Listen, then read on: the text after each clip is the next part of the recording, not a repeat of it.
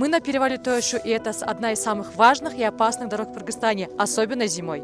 Эта трасса соединяет север и юг Кыргызстана. Она была построена больше 60 лет назад, а этот 2,5-километровый туннель на высоте свыше 3000 метров над уровнем моря в свое время стал одним из самых первых масштабных инженерных проектов Советского Союза в условиях высокогорья. Носит этот тоннель, кстати, имя первого министра Кыргызской ССР Кусаина Кальбаева. До появления этой дороги люди пересекали эти горы по караванным тропам, пешком, на лошадях или ослах, через труднопроходимые перевалы Сусамырской долины. Путь занимал дни, а иногда и недели, и полностью зависел от погоды. Есть даже легенда о том, как Ходжампул Батыр, однажды возвращаясь к себе домой в Сусамыр, попал в сильную метель. Его конь не смог идти дальше через перевал Туашу, и тогда Батыр поднял своего коня на плечи и пешком пересек гору.